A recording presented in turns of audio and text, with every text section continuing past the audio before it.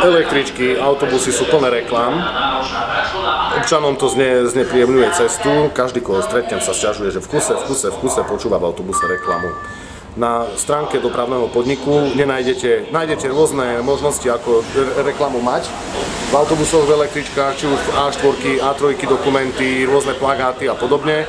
Akurát nie je tam nikde zverejnená cena práve týchto reklám. Pozrieme sa ešte na web teraz v tomto videu, ale ako sa zmenila služba občanom, keď sa zaviedli tieto reklamy.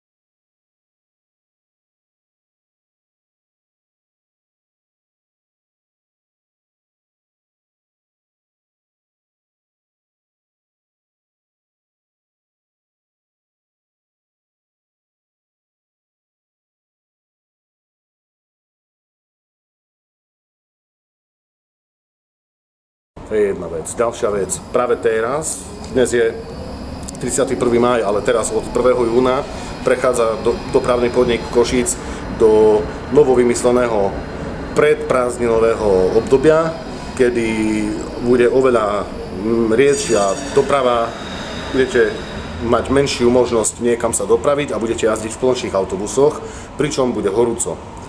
Ako sa zníži cena mesačníka, lístka a podobne. Hej, ja mám vždycky mesačník, revízori vedia, ale som veľmi prekvapený z toho, že služby dopravného podniku sa zhoršujú, podmienky sú o mnoho horšie, pravidelne cestujem v autobusoch, kde nefunguje klimatizácia.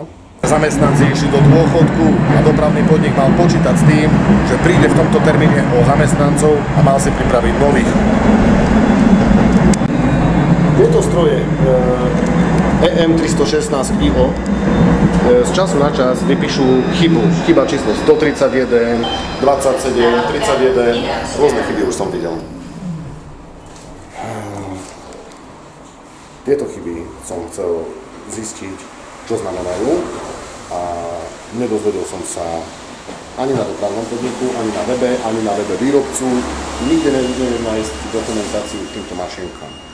Nájdete na dopravnom podniku manuál, ako si zakúpiť lístok, ako prestúpiť a takéto veci, ale nikde nenájdete popis chyby, čo znamená chyba číslo 131 a takto.